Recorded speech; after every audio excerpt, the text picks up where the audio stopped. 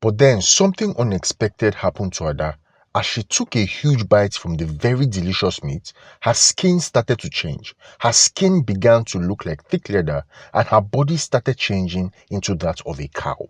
Once upon a time, in a very beautiful African village, there lived a woman named Uche and her husband Chuka. They had been married for many years, yet they were childless.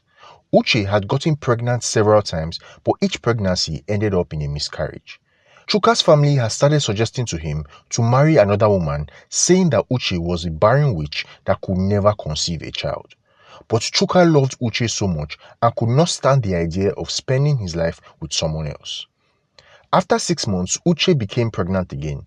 The villagers, skeptical based on past events, anticipated another miscarriage. They said, "Don't mind her, the witch will use this child for one of her rituals again, just wait and see." But against all odds, Uche carried the pregnancy and gave birth to a beautiful baby girl called Ada. Chuka was a wealthy businessman, and as soon as his wife gave birth, he threw the biggest party in the village and invited everyone from all walks of life. The same villagers who always mocked Uche came to the feast and ate and drank to their satisfaction. As Ada grew up, she was seen as a great blessing from God. Men and women in the village would pamper her and buy her gifts all the time because she was a very beautiful child from a very well-to-do family. But one day, the villagers started to notice a very strange side to Ada. Miss Alima, a popular caterer who often took care of Ada, took her to the market square while she did some shopping. Unaware of Miss Alima, Ada started eating the fruits that were spread out for sale in the shop. When Miss Alima noticed this, she scolded Ada and started shouting at her. "Stop being greedy," Miss Alima said. "If you wanted fruits, you should have just asked me instead of stealing." Later that evening, when Miss Alima returned Ada back home to her mother, Ada reported that Miss Alima beat her and called her a thief at the market for no reason. Uche scolded Miss Alima, saying, "Don't you ever touch my daughter in your life again. Do you know how hard I had to try before I gave birth? If you want to spank any children, please spank your own children and leave my beautiful daughter alone." Years passed, and the more Ada grew, the more greedy, spoiled, and pampered she became. Word started spreading in the village, and the villagers started to notice her bad behavior and started avoiding her completely. One day, when Ada was coming back from the river, she smelt a very delicious soup that was being cooked in a hut nearby. The hut was very familiar to her. It belonged to one of the maids that took care of her father's house every week. Without hesitation, Ada entered the hut, located the food, and started eating it fast.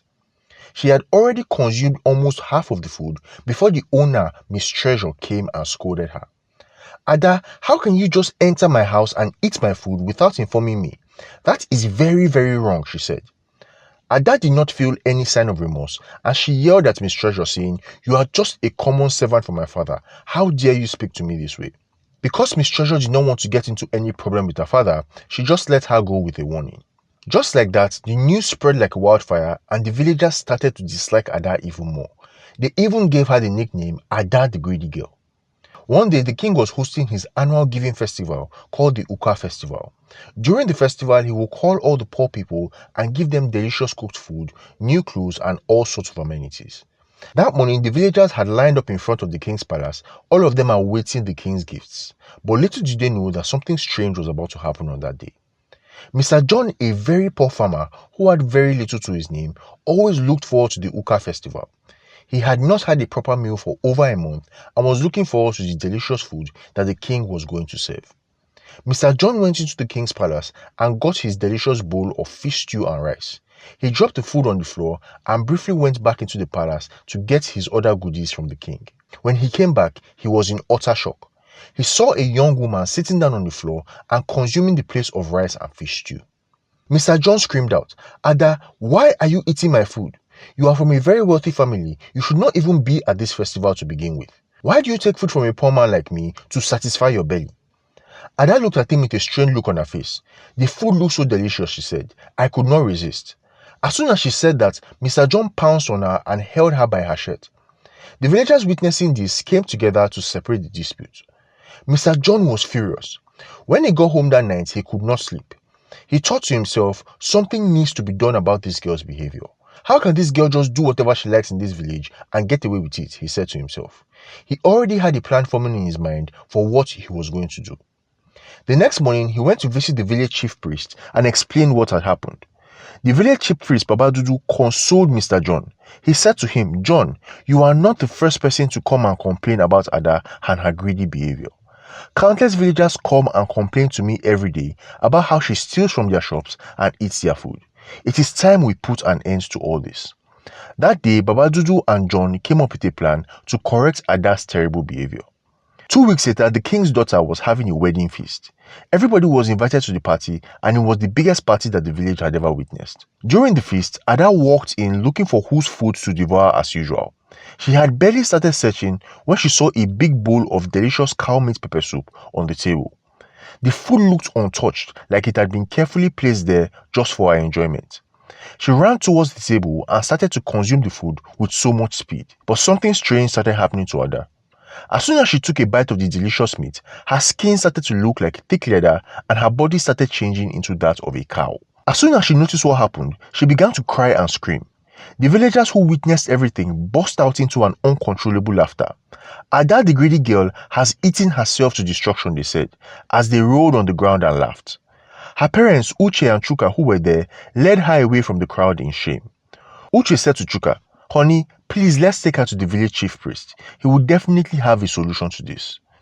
They led their daughter to the village chief priest Babadudu in search of a solution. As soon as they got there, they pleaded with Babadudu to find a solution and make their daughter human again. Babadudu laughed a deep, hearty laugh. "Ada, you are finally beating more than you can chew," he said.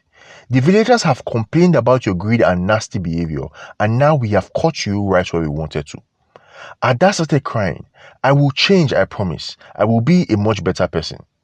Babadudu paused for a minute, looked at her in a cow form, and reached inside his bag for a green leaf. "Eat this," he said. "It will make you human again." Ada hurriedly ate the green leaf. It had a very bitter taste, but she ate it up very quickly. Once she was done eating it, she waited for 5 minutes and then said, "Babadudu, I'm still not a human. My body is still that of a cow." "Yes," Babadudu said, "you are to come here every day for 5 days and eat this leaf once a day. On the 5th day, you will become human again."